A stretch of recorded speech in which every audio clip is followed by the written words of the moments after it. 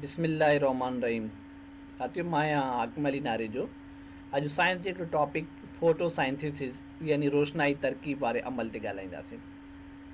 रोशनाई तरकीब वारो अमल हिकिड़ो अहिड़ो अमल हूंदो आहे जंहिंमें ॿूटा सिज जी रोशनीअ जी मदद सां पंहिंजे अंदरि पंहिंजी खुराक तयारु कंदा आहिनि।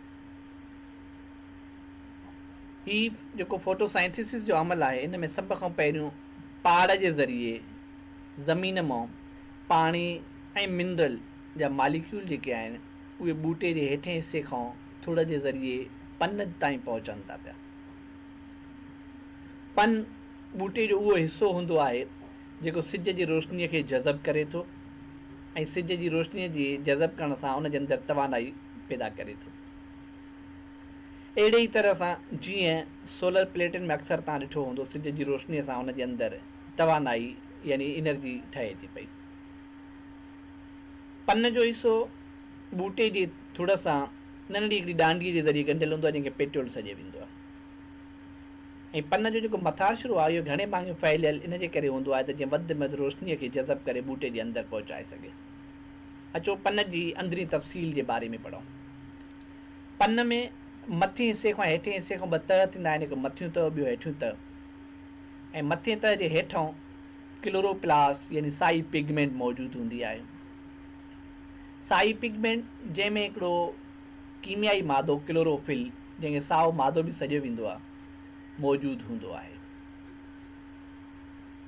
पन जे अंदरें हिसे में तव्हां ॾिठो हूंदो हीउ जेको ट्यूब नज़र अचे थो पियो, इहा ज़ाइलिम रग वेज़िल हूंदी आहे जेका पहाड़ खां मथे ईंदड़ पाणीअ खे पन जे अंदरें हिसे में पहुचाए थी। पन जे हेठें हिसे में नंढड़ा सोराख जंहिंखे स्टोमेटा सॾियो वेंदो आहे पिणु मौजूदु हूंदा आहिनि, जेके ॿाहिरें माहौल यानी आब हवा वारे हिसे मां कार्बन डाइऑक्साइड जा मालिक्यूल पन जे अंदरि पहुचाइनि था। पन जे अंदरि जॾहिं कार्बन डाइऑक्साइड जा मालिक्यूल ऐं वाटर यानी पाणीअ जा मालिक्यूल पहुची वञनि था त उहे क्लोरोप्लास्ट वारे हिसे जे अंदरि दाख़िल थी करे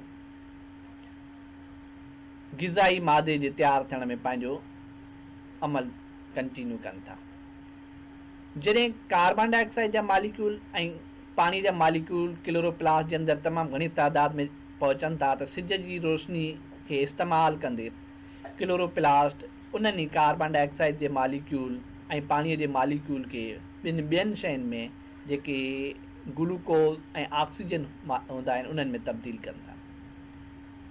जॾहिं कार्बन डाइऑक्साइड ऐं पाणी जे मालिक्यूल मां ग्लूकोज ऐं ऑक्सीजन मालिक्यूल तयारु थी वञनि था त ग्लूकोज जा मालिक्यूल पन जे अंदरि ई मौजूदु हिकिड़ी ॿी वेज़िल ॿिए ट्यूब जे ज़रिए, जंहिंखे असां फ्लोएम चवनि था, ॿाहिरि पन खां ख़ारिज थियनि था।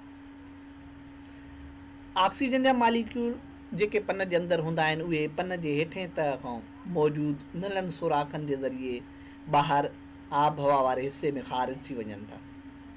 ऐं ग्लूकोज जा मालिक्यूल पन मां ॿूटे जे समूरनि हिसनि में फैलिजनि था त जीअं ॿूटे जे हर हिकु हिसे जी ज़रूरत पूरी थिए। अचो त हिन जो निचोड़ यानी तत पढ़ूं। रोशनाई तरकीब वारो अमल जंहिंखे फोटोसाइंथिसिस चइजे थो, उहो अहिड़ो अमल आहे जंहिंमें सिज जी रोशनी जी मदद सां ॿूटा पंहिंजे अंदरि ग़िज़ा तयारु कनि था। हुन में सभ खां पहिरियों पहाड़ ज़मीन मां पाणी ऐं मिनरल खे खणी करे पन जे अंदरें हिसे ताईं पहुचाइनि थी। पन जे हेठें हिसे मां नंढा सोराख स्टोमेटा मौजूदु हूंदा आहिनि जेके ॿाहिरीं हवा यानी माहौल मां कार्बन डाइऑक्साइड जा मालिक्यूल पन जे अंदरि जज़ब करे पहुचाइनि थी। जॾहिं कार्बन डाइऑक्साइड जा मालिक्यूल ऐं पाणीअ जा मालिक्यूल क्लोरोप्लास्ट वारे हिसे में पहुचनि था, उन खां पोइ सिज जी रोशनीअ खे इस्तेमालु कंदे पन जे अंदरि क्लोरोप्लास्ट वारो हिसो उन्हनि खे ऑक्सीजन ऐं ग्लूकोज जे मालिक्यूल्स में तब्दील कंदो। ऑक्सीजन जा मालिक्यूल उन्हनि नंढड़नि सुराखनि जे ज़रिए ॿाहिरि ख़ारिज थी वञनि था, जॾहिं त ग्लूकोज जा मालिक्यूल ॿूटे जे पन वारे हिसे मां ॿूटे जे तक़रीबन हिसनि में फैलिजी करे उन्हनि जी ग़िज़ाई ज़रूरत खे पूरी कनि था। साथियो, हीउ हुयो रोशनाई तरकीब वारो अमल जंहिंखे अॼु असां पढ़ियोसीं।